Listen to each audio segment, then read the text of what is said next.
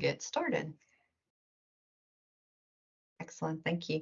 So hello, everybody. Welcome to this installment of Conversations with an Expert, the Trauma-Informed Mindset. I'm Carla Jacobs. I'm with the Georgia Commission on Women, and I am also the chair of Work Group 1, Community Awareness and Education. We appreciate you guys being here. A few bits of housekeeping before we get started. Please mind the mute button. If there's time, we're going to take questions. We'll have questions and answers at the end.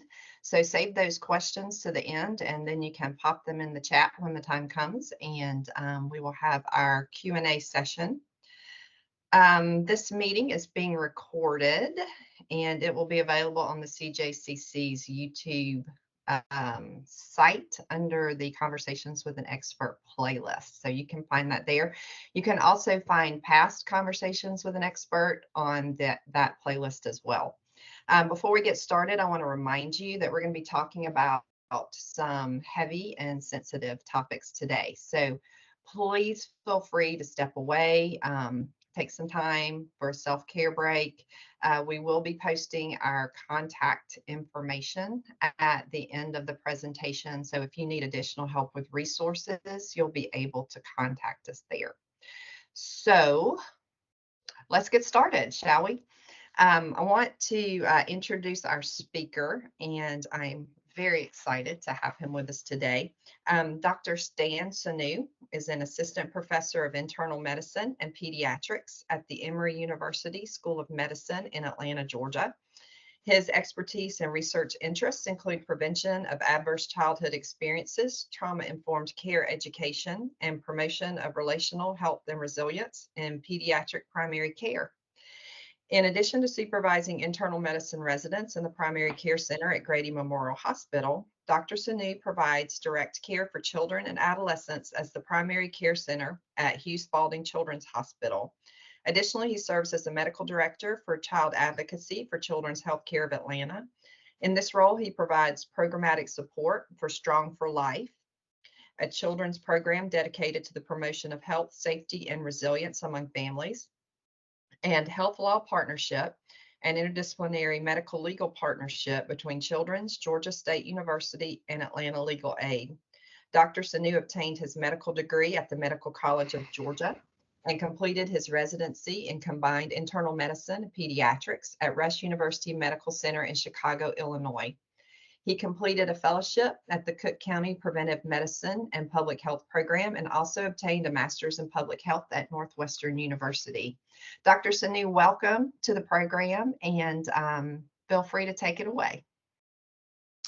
Thank you so much, Carla. Good afternoon, everybody. It is just wonderful to be here, to be able to spend this hour with you all. I've been learning about the work of CJCC, and I was telling Carla earlier that I've never presented in front of an audience with an interest in human trafficking, doing work in this space. So I'm just delighted to be here and happy to share some perspective around childhood adversity and long-term health. And I think for a lot of the people on this call, the content here won't necessarily be new information. If it is, great. But I hope that it will reinvigorate us in the work that we do, that it will refresh our perspectives in terms of why having a trauma-informed perspective or a trauma-informed approach is just so important. It's just so essential to the work that I do in healthcare, but certainly the work that we do here in combating human trafficking. So I've titled this presentation Hidden in Plain Sight because it just kind of captures so much of the insidious nature of trauma and adversity and how it shows up without us even being aware of where it's coming from. So this is a presentation that it's hard for me to contain my passion around it because it is so, it's not a topic that I actually learned about in medical school. I was in my last year of residency training, which is a post-medical school I'm in here if you need period of training.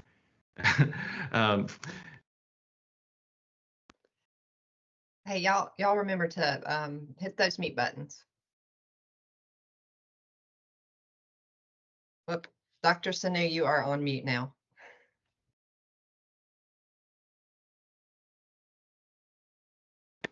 All right, can y'all hear me?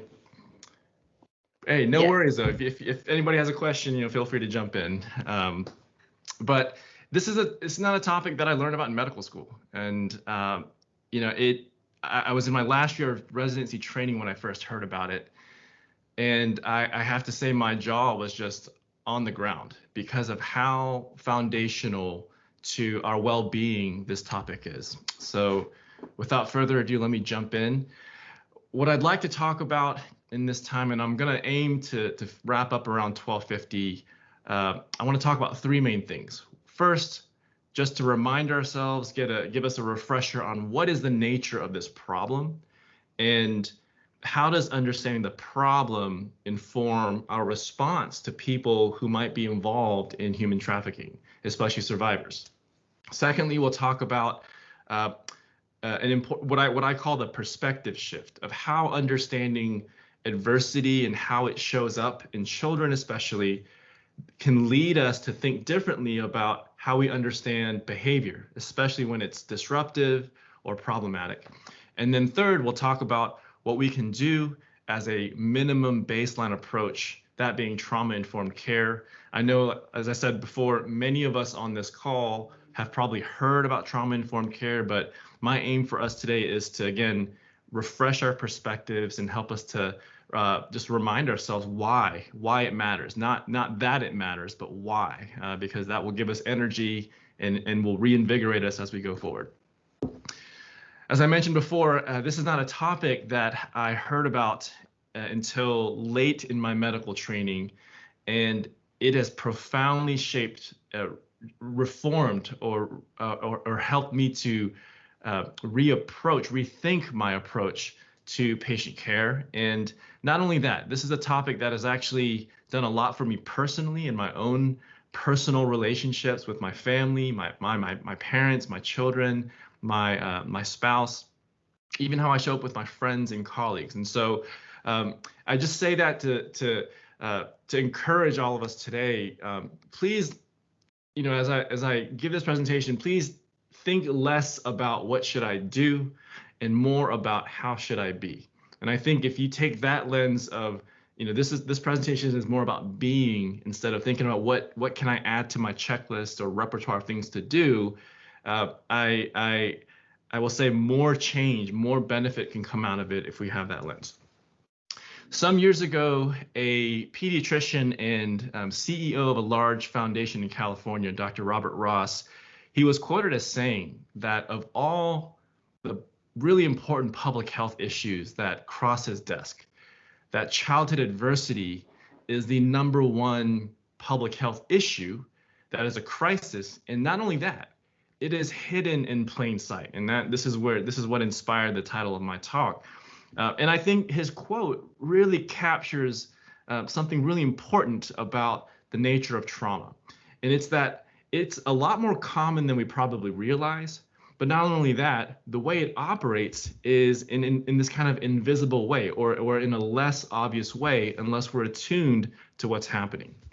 Now, real quick, I want to highlight something about this field of adversity or adversity research or the science of trauma.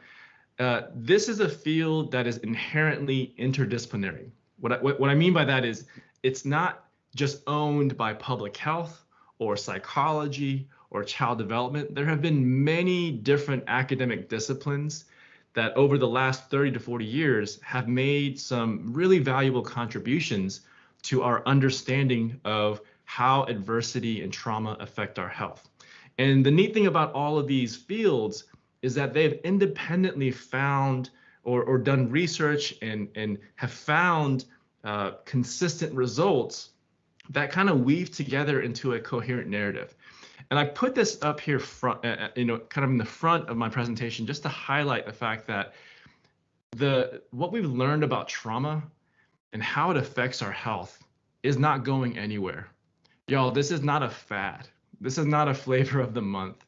This is not some issue that we're going to stop talking about a year later. This is actually very, very pivotal and foundational information that for those of us who are in spaces of work or in careers where we're working with children or families, or we're providing a public service for people, we have to respond to the science.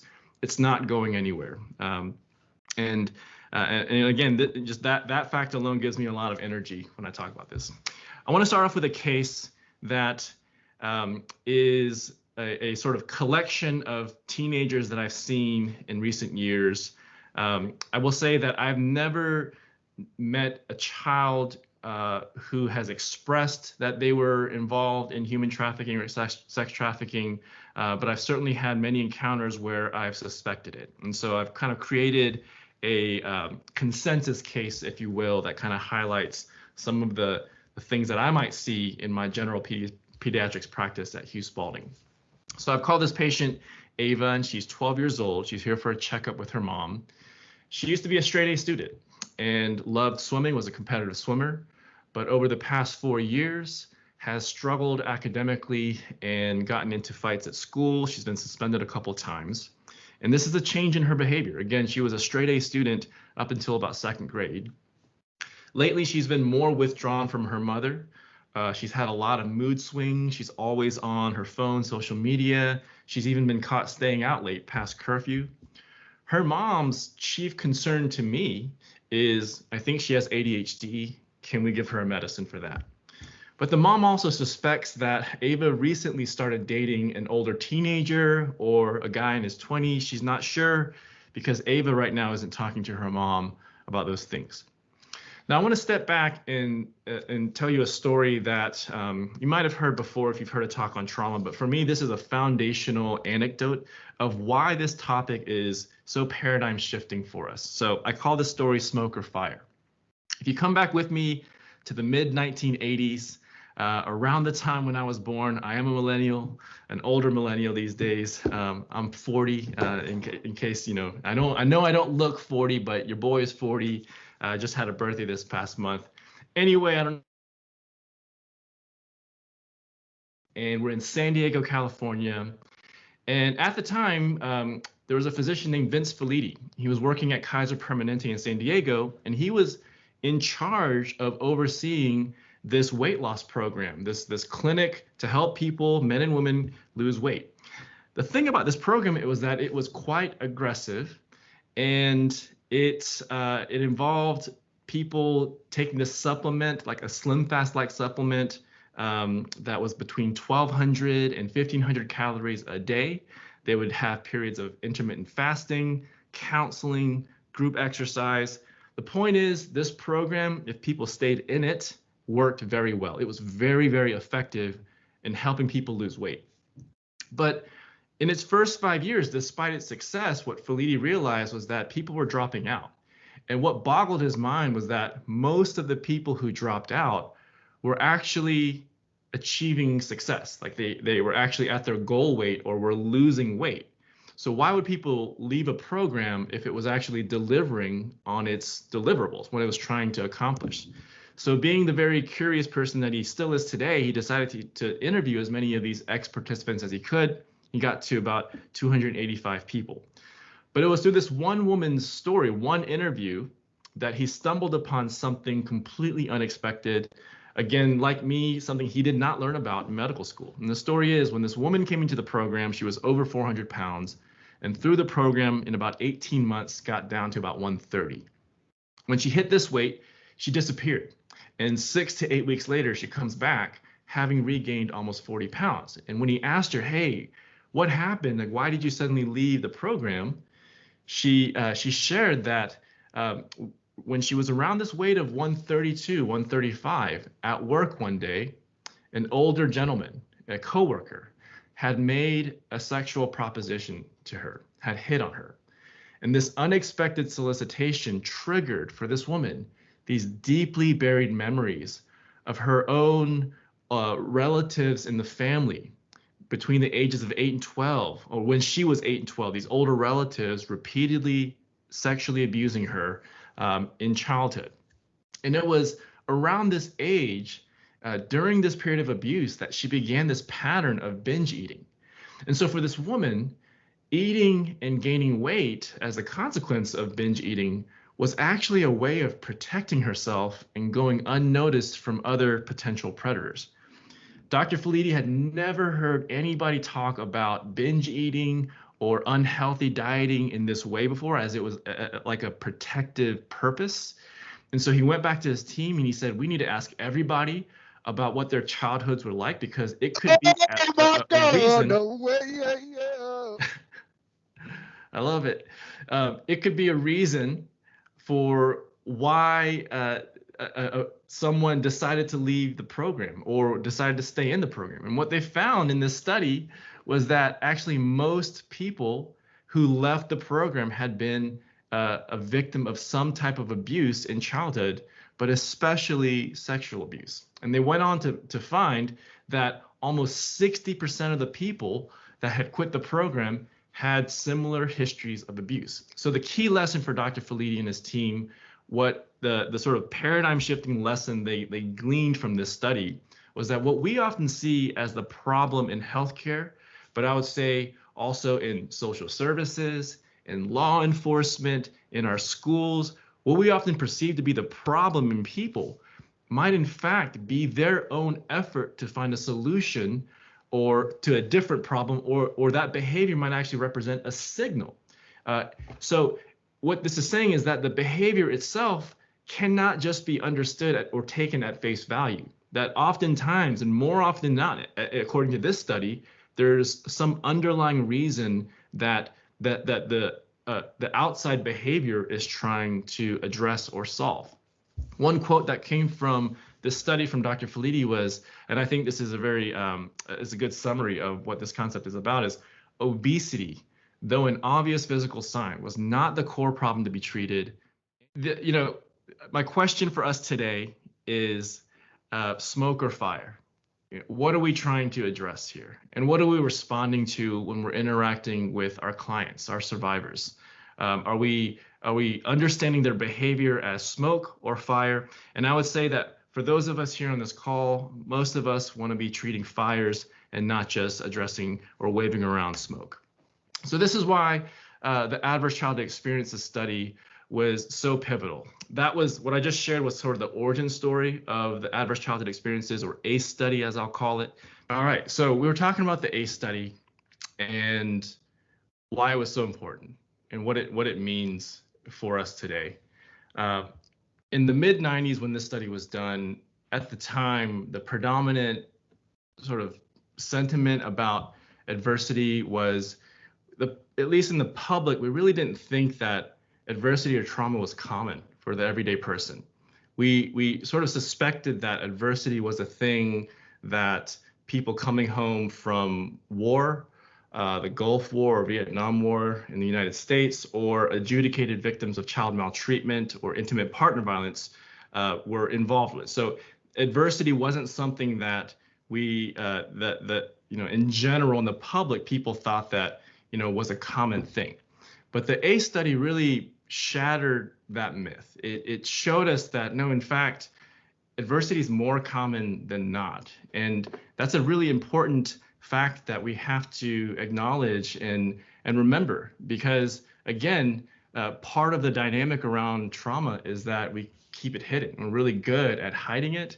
And I'll say, even for the individuals on this call, for all of us here, adversity is a common experience, and that's not to shame us, but to say we actually have many things that we've shared together, many painful things that we often don't know about, even though we're working with people in the people we work with, or among our friends and closest family members who we've known for years and decades. Now, the ACE study, what the researchers did was they surveyed over 17,000 adults in the end, about 10 different categories of potentially traumatic events, which we're calling ACEs. And you can see that list here. They span 3 domains of abuse, neglect, and household stress. And the ACE study was actually an ACE study group that was together for at least over a decade.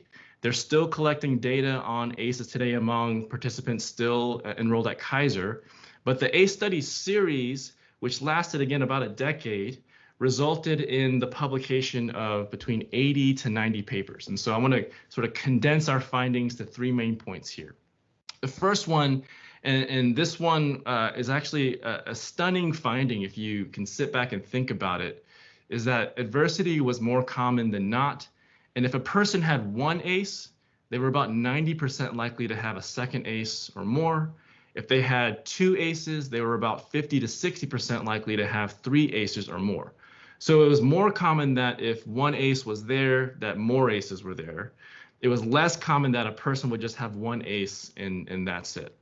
So how common were ACEs in this population?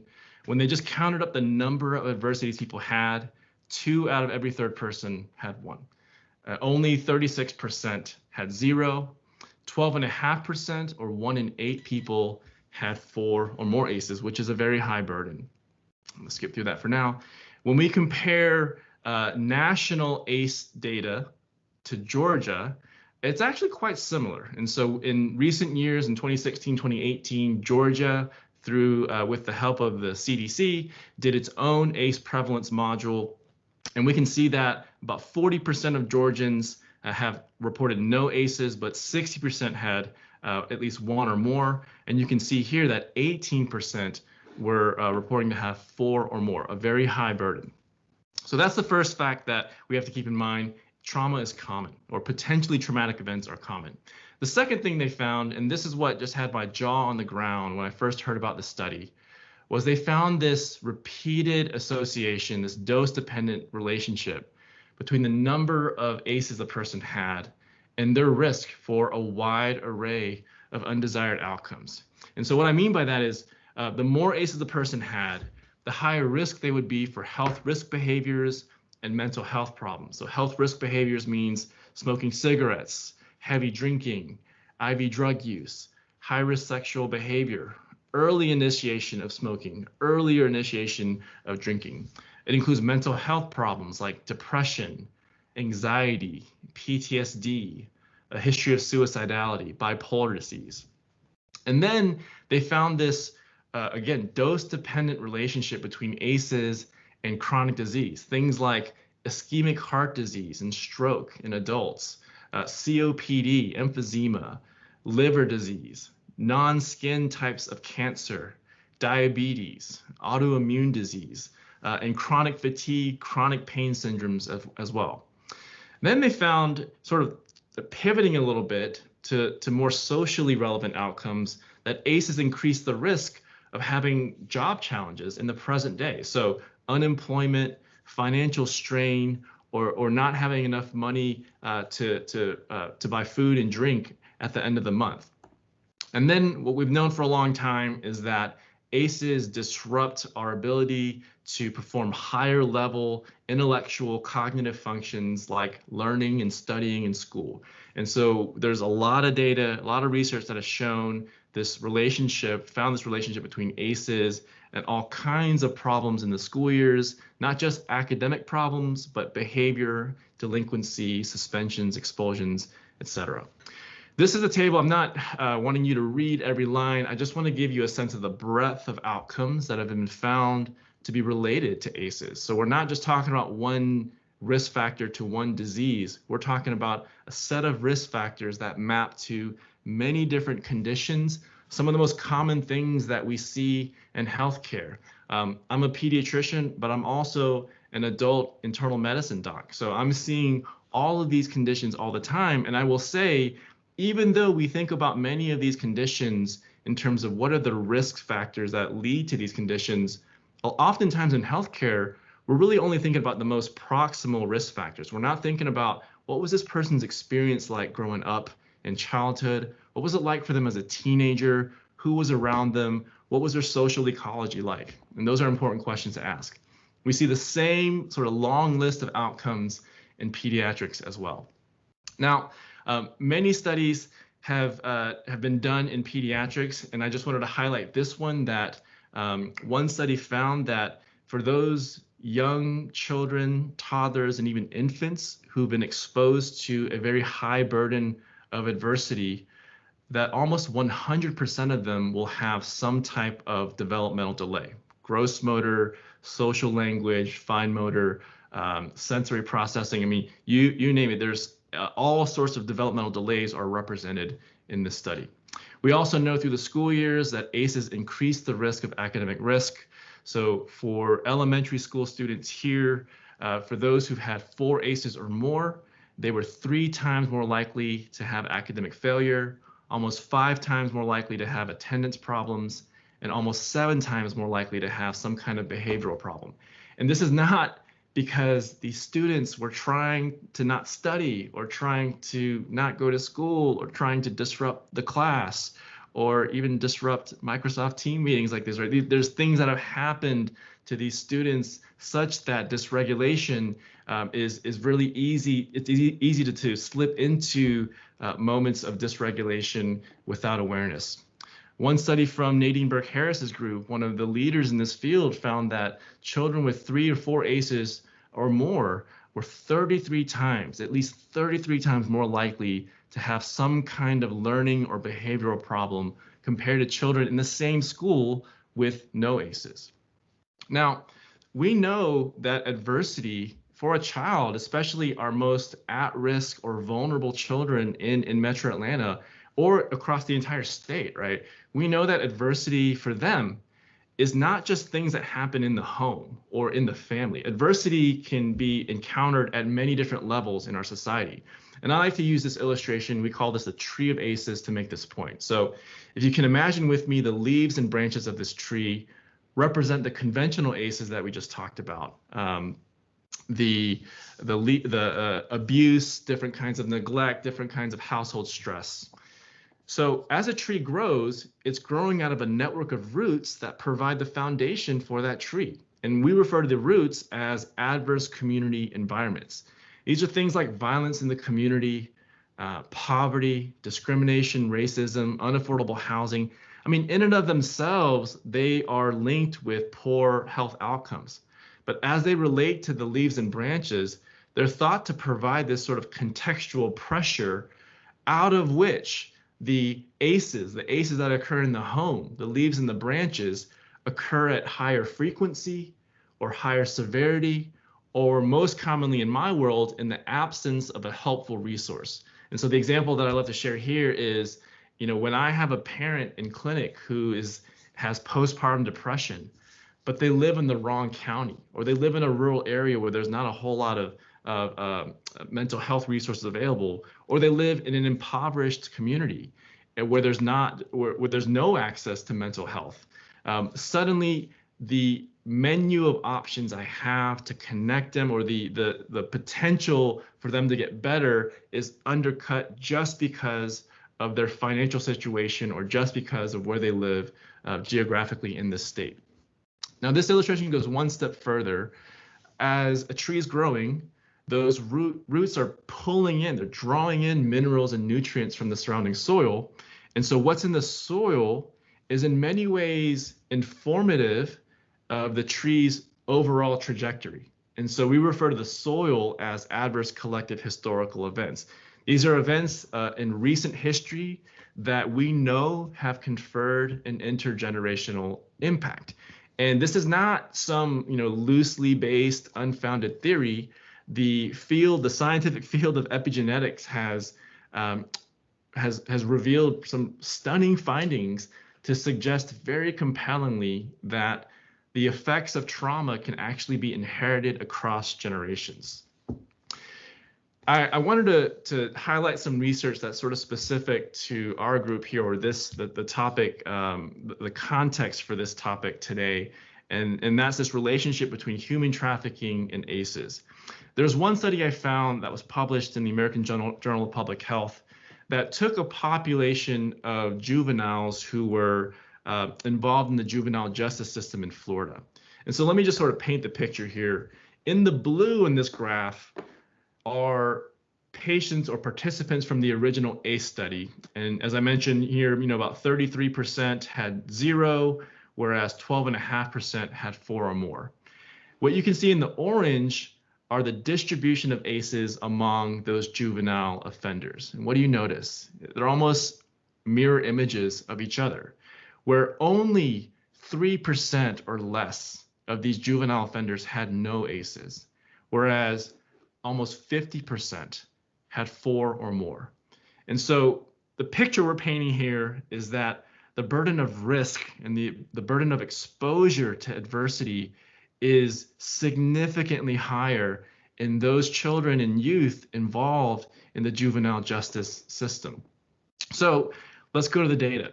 What this study found was that, no surprise, the prevalence of ACEs is much higher in survivors of human trafficking compared to those who are not involved in human trafficking, and that of all the ACEs, the greatest risk factor for if you were to sort of say what is the greatest risk factor of all the 10 ACEs for being involved as being a victim of human trafficking in the future, it's sexual abuse. But you can see by gender that risk really differs. For girls, it's about 2.5 greater risk, but for boys, it's almost 8 times greater. Some additional information or relevant data, they found that among girls, that neglect is also another predictor of sexual victimization through trafficking. And for boys, interestingly, emotional abuse is as well. This is another study that found this relationship between ACEs and re-victimization or adult sexual victimization. And so what it's showing here is this very clear dose-dependent link where the higher ACEs you have here on the y-axis, the higher risk you see of future adult victimization. To the extent that for those adults who had 5 or more ACEs, they were 8 times more likely to be involved or to be victimized sexually as an adult compared to those adults with no ACEs. So I hope I've made the case here with some clarity that the experience of trauma or adversity for many people is not just an experience or just a part of someone's past. But on the flip side, the experience of trauma and adversity can be devastating across multiple domains of well-being and functioning in our society. In fact, the experience of adversity can actually increase the risk of future adversity, including sexual victimization and trafficking. And so this is something that we have to be attuned to. It's not that we're taking children who have every need, emotional, material need met, and those are the children at highest risk. In fact, it's the opposite. It's the children who have already encountered an exceedingly high burden of adversity who are at greatest risk for future victimization as it relates to human trafficking. I know we hear a lot about this school to prison pipeline, but I would argue that the problem is bigger and starts earlier. And what we're actually seeing is not necessarily a school to prison pipeline, but a trauma to prison pipeline and school is just a touch point along the way. And as a society, if I can speak, if I can just be pithy for a second, we have actually criminalized victims of trauma. Trauma that no child or teenager ever asked for. And I know that this is not an intention of most people who work in these systems, but that's the consequence of what we're doing. We take behavior, we react to that behavior, and our systems are not really nimble enough to sort of understand what is underlying that behavior and how can we support that person underneath the behavior so that the behavior that we don't like or is disruptive or is harmful or self-destructive can be mitigated. So we return to our case. We were talking about Ava, age 12. She's here for a checkup. We know some of her history. As we dig deeper, we learn that about 5 years ago, her parents separated because the father was abusing the mother. The father is no longer in contact with the family, including Ava. He may be incarcerated, he may not. The mother doesn't know. She has never talked to Ava about what happened between her and Ava's father. The mother has to work 2 full-time jobs. She struggles to make ends meet, pay bills, and she expresses to me that she's at risk of having to move one more time. They've moved several places. She reports a history of severe depression and anxiety. She's been drinking heavily at night. She thinks that she's been able to compartmentalize that away from Ava. Ava tells me in private, when I've asked mom to leave the room, that she's skipping school regularly, she's vaping, she's drinking in cars with older teens, which is considered risky behavior for us. She felt alive when she was shoplifting the other week, and tells me in passing, the only good thing in my life is Ron, but she won't tell me any more details about who Ron is. So the next section, I want to unpack really quickly. I know I'm kind of getting short on time here, but how is all this happening? Like what is actually, what is the stress of trauma and the stress of adversity doing to us physiologically? And the punchline here is it all depends on what happens in the brain.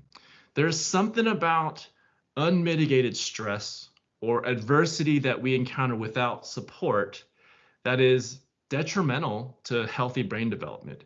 And so I love this quote from Dr. Perry and Ludi Dobson, that understanding the power of traumatic events to shape the brain helps us to better determine what a child needs to heal. And so it really comes down to understanding how the brain adapts and is influenced by experiences of trauma. One pearl that I'll offer here from the beginning is that behavioral patterns arising from ACEs or trauma are actually normal reactions to abnormal events.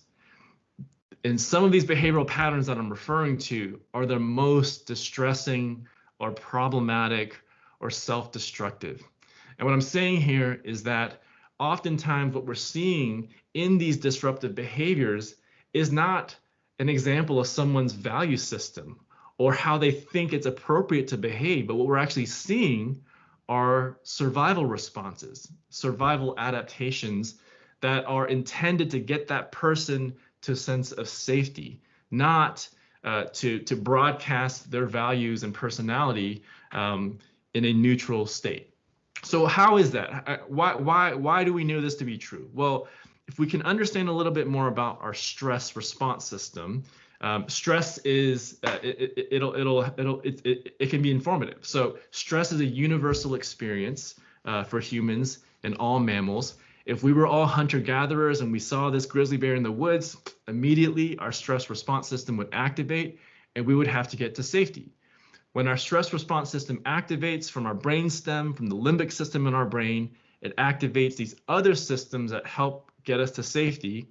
And so inside of all of our bodies, this system called the sympathetic nervous system activates the HPA axis, which modulates different hormones in our bodies that our bodies produce, is also activated.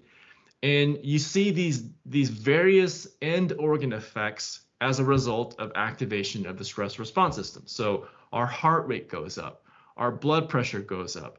We have sort of greater strength in our skeletal muscles so that we can run away or fight as needed.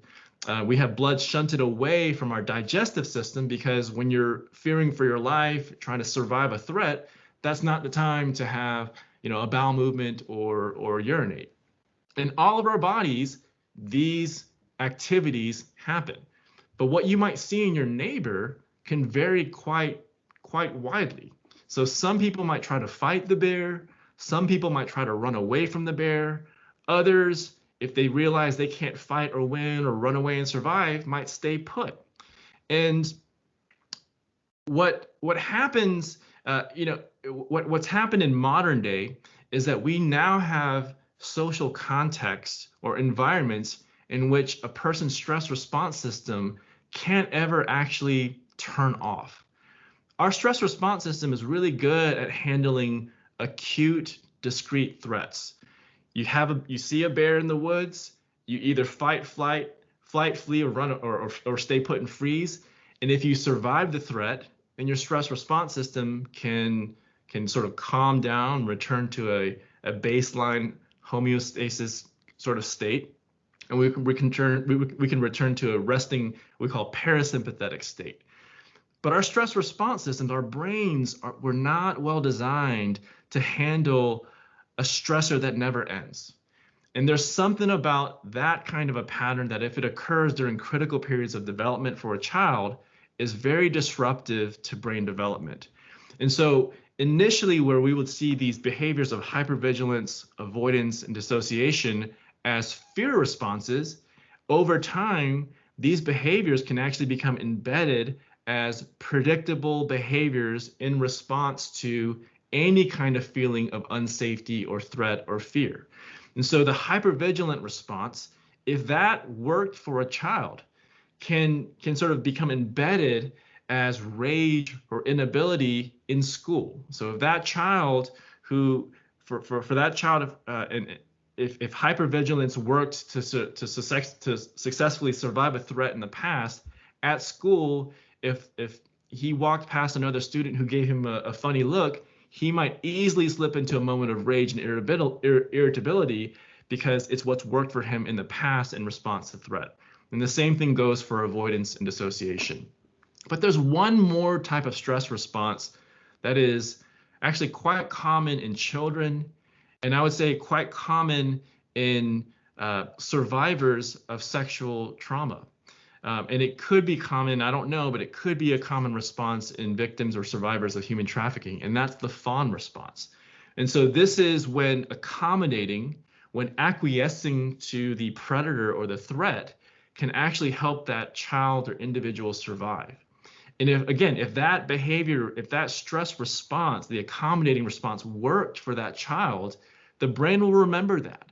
And it will register that if I please, I can be safe. If I do what this person asks, I can stay safe and I can live to see another day. The point I want to stress here, and I'll have to jump forward, but the point I want to stress here is that none of these behaviors are indicative of a person's personality or value system. These are survival adaptations. And it is so important for those of us who work with traumatized families, individuals, children, to understand what a stress response looks like. Because if we respond to dissociative behavior, right? If a person, let's say, I've had this happen with me in clinic, or to me in clinic, where I'm updating a parent of a child on a very serious medical diagnosis. And as I'm saying what is going on, the parent pulls out her phone and starts to play music or browse in front of me. Now, I could perceive that behavior as being very rude, inappropriate, insert whatever adjective in there. But instead, in that moment when it happened, I realized actually this parent was displaying a dissociative freeze response, that the information, or they were being avoided, the information I was delivering to them was so distressing. It was so threatening to them because of it was it was involving their child, someone they love very much, that they just immediately had to jump to a stress response system without, again, it's a subconscious thing, but they went to a stress response system that helped them feel a little bit safer in that moment. So again, the point here is to say these behaviors are not personality features or value sets. These are responses that come out involuntarily because they're adaptations to prior stressors or survival experiences. Adversity is not destiny, though, and I'll close in the last 5 minutes with this section here. And this is why we have to have hope. In fact, we know that when children are in environments that are safe, stable, and nurturing, that is the absolute game changer. It is the difference maker. It is the most powerful protective factor that we can offer children today. And this sort of safe, stable, nurturing caregiver doesn't have to be a biological relative or necessarily a blood family member. It can be any sort of consistently present adult in that child's life. Safe, stable, nurturing relationships are the bedrock for this character attribute we call resilience. And I'm going to pull resilience out of the sort of corporate, like burnout, domain, because I feel like it's sort of been, the term has been diluted and we're kind of sick of hearing it, honestly. But in the child development world, resilience is a really, really important variable, because what it means is that if resilience is present in a child, then that child has a much greater likelihood of overcoming successfully and in a healthy way future challenges, even if they are earth-shattering or considered very severe. No child is born resilient. Resilience is cultivated through a child's social ecology. It's so important because a resilient child has it's implied that they're demonstrating a healthy adaptation through this process of neuroplasticity. And what neuroplasticity means is just that the brain can change over time and the brain adapts to experiences. There's been a lot of research in the past 40 years on resilience. And while I don't have time to highlight each study today, I just want to say the take-home point from the literature on resilience is that pound for pound, protective factors matter more than traumas or adversities. We've seen that the weight of protective factors actually far exceeds the weight of traumas and adversities. So even if you have a child who's experienced 3, 4, 5, 7, 8, 9, 10 ACEs, if they have the right protective factors around them, that child still has a chance to become resilient and succeed in life. And so even in the face of adversity, we know that children can flourish if the family holds certain features of resilience. So what are these protective factors? Well, no surprise, it's here's a kind of summary list of some important factors. Supporting parental resilience, really encouraging social connectivity, getting off the phone, getting outside, hanging out with more people, spending face-to-face time, providing concrete support in times of need. If a family is encountering financial stress, that is one of the strongest risk factors for any family, but especially the child. Teaching and educating, informing parents and caregivers on different levels, expected levels of child development, and really cultivating the social and emotional competence of children. So these are the factors that are have been demonstrated to be very protective in a profound way for children over the life course. So the bottom line here is ACEs are a risk for negative health and behavioral outcomes, not a guarantee. So coming back to our case here, we know that Ava has a lot of risk factors based on her recent history. So what we did is we connected her and mom to a behavioral health team at Children's. We took a trauma-informed approach, which is what I'll end with. We started small. We just encouraged mom to just have a meal with Ava, and even if they just eat in silence, at least they have some face-to-face time. At least they're looking at each other, and they can build from that. The mother was able to establish care with a mental health provider, and that's in process.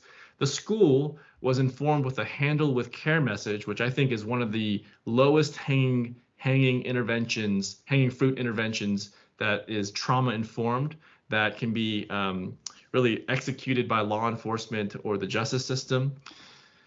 And as far as understanding the nature of her relationship with this older boyfriend, no information there. I was not able to glean more history on that point. Regardless, though, we can still take a trauma-informed approach. And the way that I would like us to think about trauma-informed care is that it's less a checklist and more a universal lens. It's a frame by which we can interact in a safe and supportive way with anybody, regardless of what we know about their history. It turns out that trauma isn't something that shows up on our skin. There's no physical sign that's indicative of a history of ACEs. And so if we don't know who has or who hasn't been exposed to adversity, then the point is not to go around asking people, have you experienced trauma, that I'm gonna be nice to you. That makes no sense. The point is actually then we need a universal lens, so that when we're interacting with someone, we don't inadvertently activate or trigger or disparage them in a way that sort of creates more shame out of those experiences of trauma. And the main foundational pivot, I love this point because I use this every day when I see patients, is that instead of approaching one another with a what's wrong with you kind of mindset, when we see dysfunctional behavior, we're asking instead, what's happened? When we see that person, so in my world, when I'm seeing the adult who has relapsed on cocaine or fentanyl for the 4th time, and it is starting to affect their heart in some major ways, or I'm seeing the person who never wants to take their medication, or the person in clinic who's yelling in the hallway because the provider or nurse is behind on their schedule. When there's some part of us that wants to say, what's wrong with you? Like, it's inappropriate. Trauma-informed care is when we can pivot and ask instead, and it's a rhetorical question. We're not literally asking this to people, but we're thinking instead. Our posture is, what's happened? What don't we know? Because here's the logic chain. If trauma is common, if it's linked with all sorts of mental and physical and social health problems, and if what we might perceive to be the problem actually represents that person's solution or survival skill, then saying what's wrong with you is the wrong question to ask, and it could actually further marginalize that person who never asked for trauma or ACEs in their lives in the first place. So for me, this mental pivot, it's like a reset button for empathy. It's something I say to myself before going to the exam room. It's something that helps me stay grounded and stay regulated most of all. There are a number of different ways to think about trauma-informed care. I think the 4 R's is a useful construct, and I'll just very quickly highlight a couple of them here. So the 4 R's are realize, recognize, responding, and avoiding re-traumatization. Realize is really just building awareness, understanding this link between trauma, health, and behavior. Recognize is developing the skill to recognize when someone, whether ourselves or the person we're talking to, is activated. Recognize, I want to be very clear, is perhaps the hardest step in the 4 R's, because it's really reconfiguring our knee-jerk response to when we see behavior that is disruptive and problematic.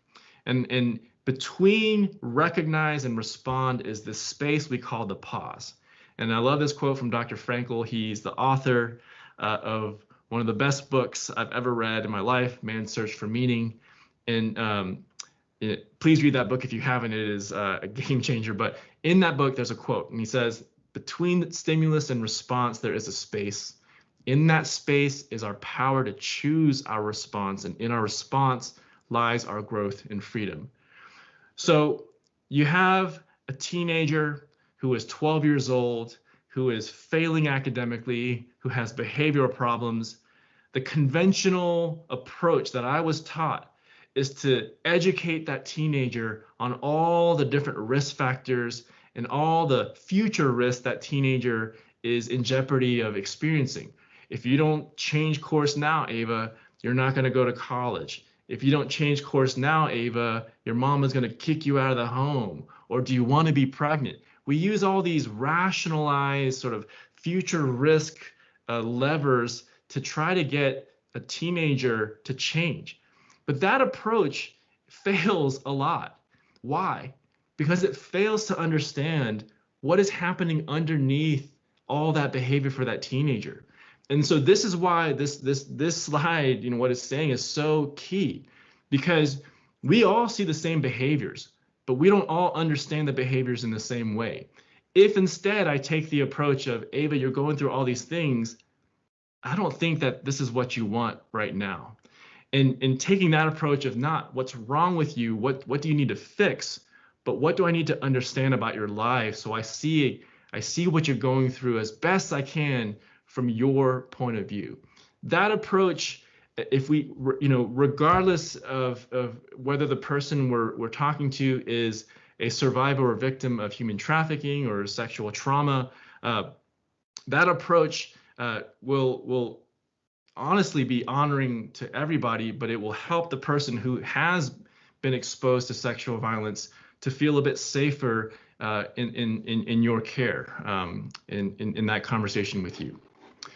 Okay, for the sake of time, actually, I was near the end of my slides anyway. Here's a slide with some trauma-informed communication tips. I will send these slides out to Carla to distribute. Let me just summarize real quick, and then go ahead and take your time, Dr. Sanu, if you want okay. We'll let the meeting run over. That's not a problem. Sure thing. Okay, then. Well, in that case, let me just emphasize some guiding principles here. These are 6 principles that kind of serve as guardrails for trauma-informed care. The one I want to highlight in this talk here, so there's safety, trustworthiness, peer support, collaborative approaches, empowerment, autonomy, and understanding cultural, historical, and gender issues. The one I want to highlight here is safety. Safety is unequivocally, foundationally important for working with anybody who might have experienced abuse in any type, but especially of a sexual nature. Safety is so important. Why? Because from a brain perspective, from a neurobiological point of view, when someone doesn't feel safe, it activates their stress response. And when their stress response is activated, the primary goal is to achieve safety. The primary goal when the stress response system is activated is not to learn important information, to think about complex thoughts, to be contemplative of another person's perspective, to hold uncertainty and try to reconcile uncertainty and navigate that tension. When someone feels unsafe, the primary goal is to feel safe. And so we have to do everything we can to foster a context of safety, to signal safety in the relationship, in our relatedness. Because when we're talking to that child and they start to mouth off at us, insult us, we want to react. We're human too, right? And so we are inclined to become defensive or say that's inappropriate or to shut it down. And so what's really challenging but also promising about trauma-informed care is that not only now we can actually understand some of the most challenging behavior that we see in our youth and in teenagers and children, and we can put that into context through a developmental lens, understanding that, wait a minute, this is not because this child or teenager actually hates me or thinks I am an idiot or thinks, thinks I can't help them or whatever, but they're actually in self-protection mode, like they're defending themselves. And so my focus now should not be trying to logically convince them why they should trust me, but to actually be someone trustworthy. So safety cannot be skipped over if we want to practice trauma-informed care. Safety obviously is not just physical safety, but it's emotional safety. It's relational safety. It's cultural safety. And I'll put it like this: when a child feels safe, we get the best of them. They show us who they really are, and they show their resilience in the midst of incredible difficulty. And so if I had to emphasize any approach or any one of these components as the first thing to prioritize, it would be safety. There are a number of resources that we know can help people heal from trauma. I think they're self-explanatory there, so for the sake of time, I'll move on. But back to these principles, at the center of all these principles is, or the nucleus of them, is the understanding that we heal when we're connected socially in safe and healthy relationships, and when we have agency and autonomy over our lives. So if there's any question about, what should my approach be to a victim of sexual abuse or a victim of child and human trafficking, these are the two values that can keep us safe.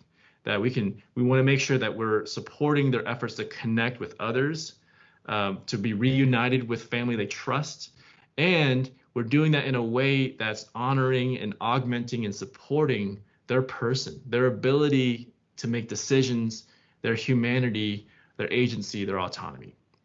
This is a slide on some tips around trauma-informed communication. it's a self-explanatory list, so I won't belabor the point there. But I will say the general frame of a trauma-informed process of communication is less attachment to the outcome that we want and more investment in the process of the conversation itself. That I would say is a general guardrail of how to have a conversation that is trauma-informed. I want to leave you with a couple books that I think can be really informative and round out what we've talked about today. What Happened to You came out a couple years ago, about a year or two into the pandemic, and is just a phenomenal book. If any of what we've talked about today has brought up things personally, or you're thinking about a family member or a friend, this is a great book to read with someone or read by yourself. It's a very easy read. Oprah and Bruce Perry co-wrote it. The one on your right, The Myth of Normal, is one of the most informative and powerful books I've read, talking about how trauma has shown up in our society. And the sort of teaser that I'll give you is we've actually normalized so much of the dysfunction stemming from trauma in our society that we don't actually know that it's abnormal anymore. And so with that, I'll let you sort of be interested in reading that book. It's a big one, but it's a phenomenal read. So to summarize, we talked about ACEs. We know that they are strongly associated with many long-term health problems. We know that ACEs are a potential cause of toxic stress, which I didn't talk about too much about today, but toxic stress is the kind of stress environment that then can profoundly disrupt healthy brain development and then leads to disruption of our physiology and behavioral adaptations. Trauma can show up as predictable survival-based behaviors like we've talked about. Adversity, though, should not be considered destiny. We should not feel fatalistic about ACEs because we know through the research that protective factors weigh more than traumatic ones. So if we can sort of help a child or the family with those protective factors, then we can actually mitigate a lot of the consequences of adversity. Trauma-informed care is really that foundational shift from when we interact with people, going from what's wrong with you towards what's happened. We talked about the 4 R's of trauma-informed care very briefly: realizing, recognizing, responding, and avoiding re-traumatization. And remember, if we can widen that space between recognizing and responding, we will be able to respond more thoughtfully with more empathy.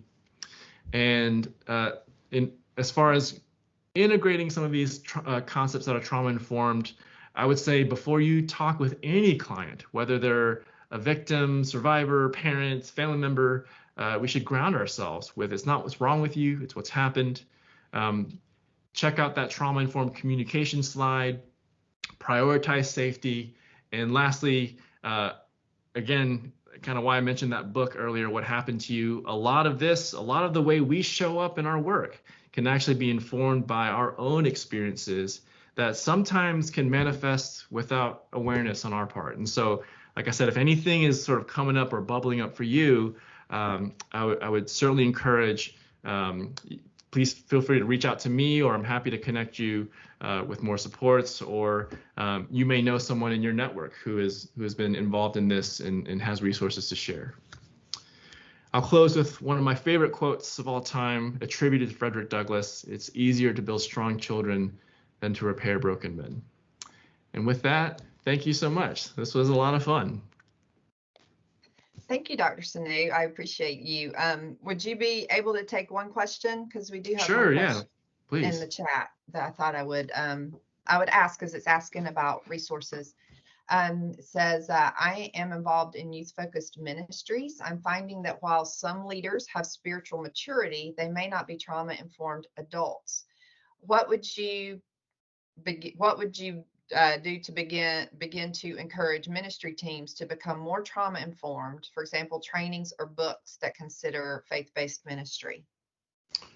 Ooh, that's a good question. I love that question because I'm a person of faith myself, and I see all sorts of connections between trauma-informed care, what it means to be trauma-informed, and my faith. So I'm a Protestant Christian, and I've actually spoken to some faith groups before, And I will talk about trauma-informed care as a scientific rationale for grace. And that's what it is. We're trying to package grace in a different kind of way, but the difference here is that we actually have a very robust evidence base for why grace-filled interactions are so important. And so I think, yes, I've seen myself, there are many ministry leaders who are excellent on theology and can preach, but when it comes to understanding and being able to counsel someone through difficult times and putting into context behaviors can, and I'll be charitable, can inadvertently be legalistic. And I would say sort of going back to that fundamental concept of grace is a useful starting point. There is an author, his name is Curt Thompson, Curt with a K, Thompson, Thompson. He wrote a book, I don't know if I have it. Oh yeah, I have it here. I'm sorry, it's Curt with a C, not with a K, but he wrote a book called Anatomy of the Soul. That is basically a book about everything that we just talked about, but through a faith-informed lens. So Anatomy of the Soul. So I think it's a good read, a good resource to check out if you're interested. Awesome. Thank you so much. And thank you so much for being here today. I have learned tons and tons. In fact, I'm going to need to go back and watch the video when it is up on the YouTube channel so that I can fill in some of my notes. And I just appreciate you being here. Appreciate you working through our little interruption earlier. We'll get our comms team to edit that part out. But and I appreciate all of you guys being here, hanging out with us, and just are glad that you guys are here. Just want to remind you that there'll be an email coming out with the survey and also a link to the certificate of attendance. Alina did pop both of those links in the chat earlier. So if you want to like scroll up on the chat while I am wrapping up, you can do that and grab both of those. Please do fill out the survey. We do use it as we are planning additional conversations with an expert. Let's see, is there anything else I need to remind you of? That looks like it. We have got some amazing conversations with an expert coming up later in the year, and I'm super excited about them. We are going to have some that are focused specifically for medical personnel and are in the process of putting those together right now. So watch your emails for more information. We don't have anything on the calendar yet, but as soon as we know about it, you guys will know about it. And again, thank you, Dr. Sanu, for sharing your expertise with us. And we appreciate all of you guys for jumping in with us and learning more about childhood trauma and also how to be more trauma informed in our dealings with everyone in our lives, not just our clients that we're working with. So I hope you guys have a fantastic rest of your day and a fantastic week. And we will see you at the next Conversations with an Expert. Thanks, y'all.